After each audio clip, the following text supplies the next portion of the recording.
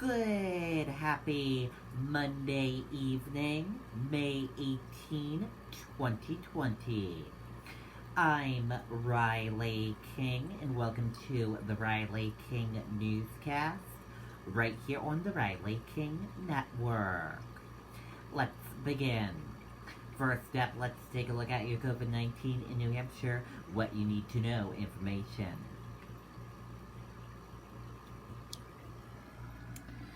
And here is a look at that COVID-19 in New Hampshire, what you need to know information. There are 3,652 number of people in New Hampshire who have tested positive for COVID-19.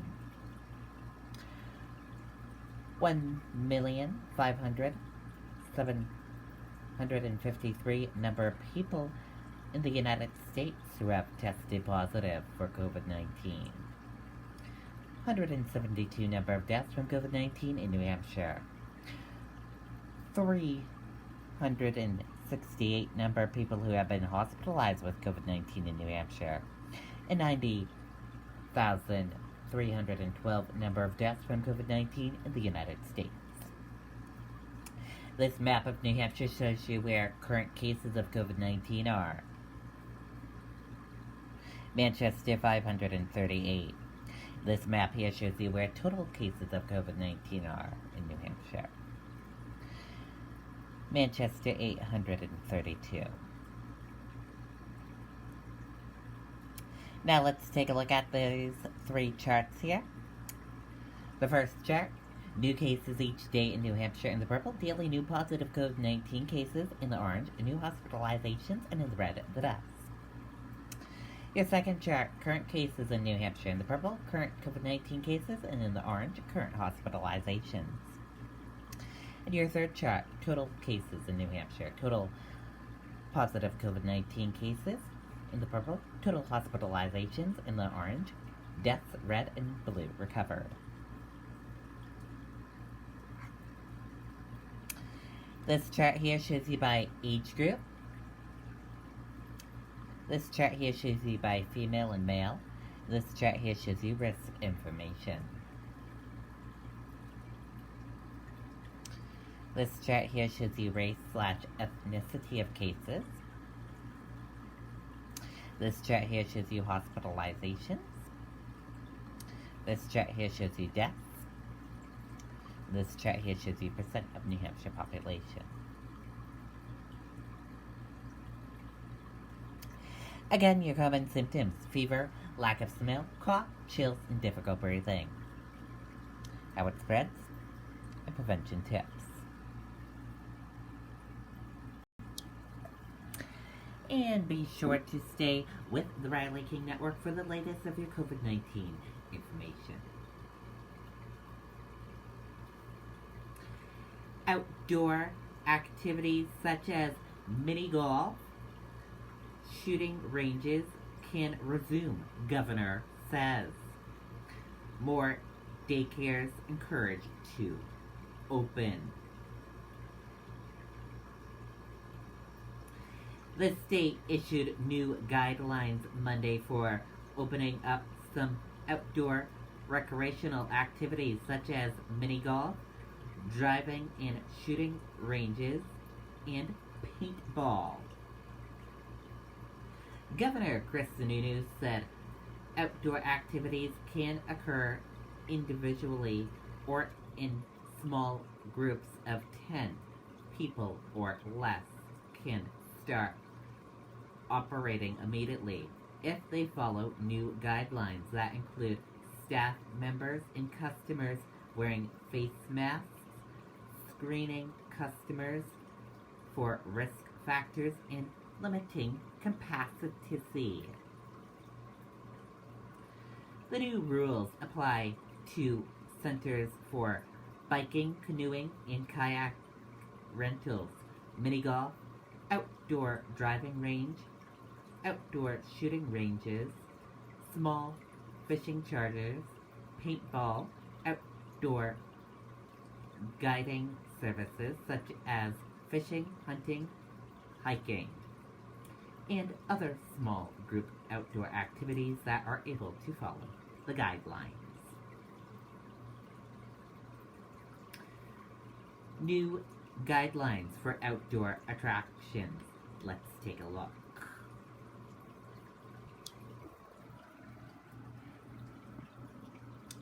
And here is a look.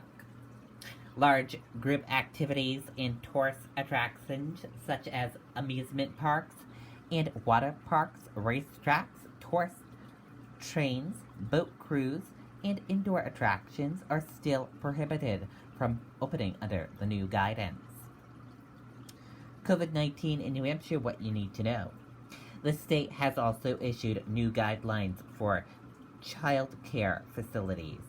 Sununu said about 250 child care facilities had remained open during the pandemic, and he's encouraging more to open as other businesses get back in operation and increase the need for more child care. New guidelines for child care.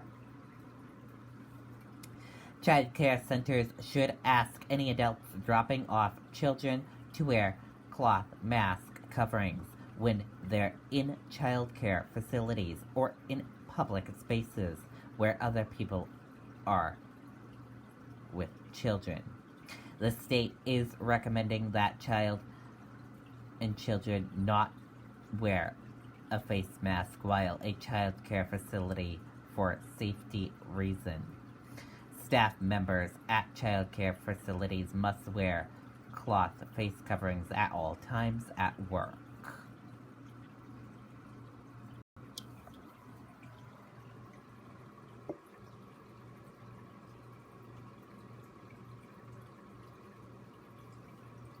New Hampshire restaurants begin offering outdoor dining. Restaurants customers weigh whether to take advantage of eased restrictions. Let's take a listen to that video from WMUR News 9, Ray Brewer.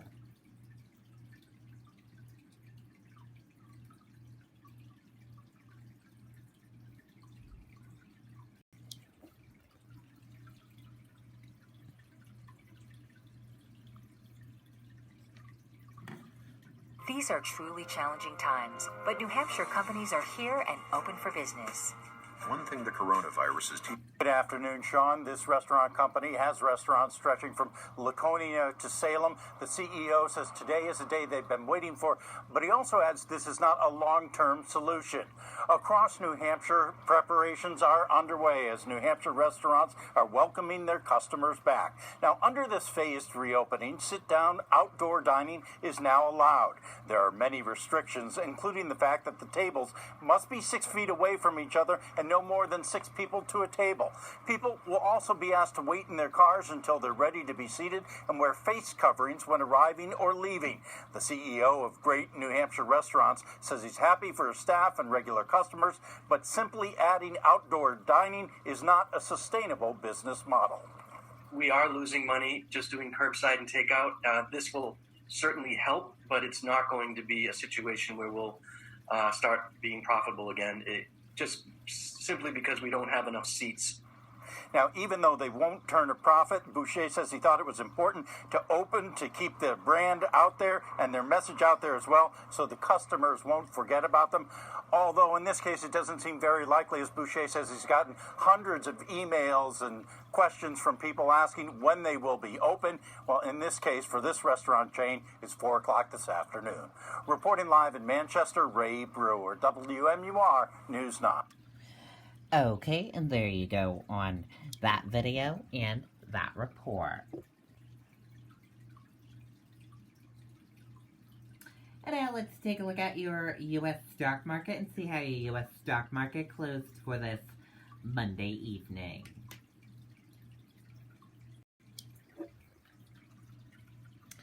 And here's a look at that U.S. stock market for all of you. Your Dow Jones Industrial Average closed in the green and went up. Your NASDAQ closed in the green and went up. S&P 500 closed in the green and went up. Gold closed in the red and went down. Oil closed in the green and went up. U.S. 10-year closed flat. Euro/USD closed in the green and went up. And VIX closed in the red and went down.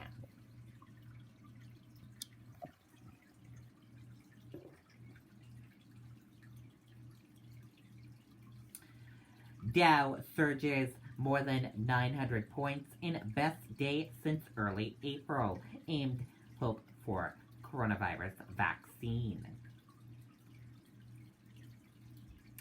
Wall Street logged in its best day in over a month on Monday as news from a Moderna trial stoked optimism about a potential coronavirus vaccine. 11 firefighters injured battling blaze caused in hash oil production facility. Let's take a listen to that video from WMUR News 9. Sorry about that. Let's take a listen to that video from ABC News. Sorry about that, everyone.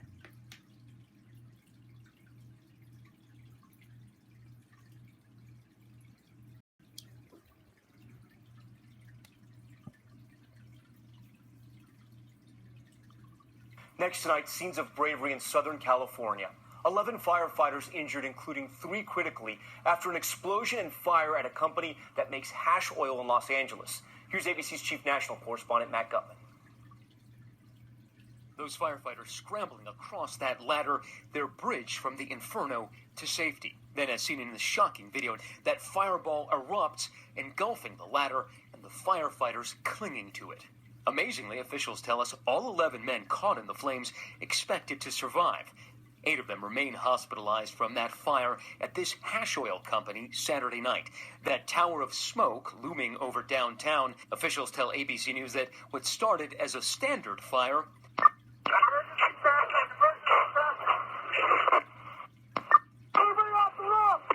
blew up like this. The inferno visible from blocks away. Explosion! I have 2 down firefighters in front of truck 9. And more of them would go down. Most of them from LA's Fire Station 9. We have 8 firefighters injured on the sidewalk. Cross from truck 9, we're working on a parked car. Fire Station 9 is the busiest in the country, and we embedded with them over a 6-month period as they cooked their meals, responded to dozens of calls in the homeless community, and raced to fires, but rarely one as unpredictable as this. And Tom, Station 9 is an incredibly cohesive unit. They're almost like family. And one firefighter described the horror of seeing his friends burned in front of him. Now, there will be 2 investigations here. One, the standard investigation, every time a firefighter is hurt. And the other, with the assistance of the ATF, will look into how what seemed like a standard fire behind me turned into a series of explosions. Tom, a terrible fire, and our thoughts tonight with those firefighters that were injured. All right, Matt, thank you. Okay, and there you go on that video and that report. And that does it for this evening edition of the Riley King Newscast, right here on the Riley King Network. Thank you for watching this evening edition of the Riley King Newscast. I hope you all have a great rest of your evening, and I'll see you back here tomorrow for another newscast. I'll have a news report coming up in a little bit. Good night and bye, everyone.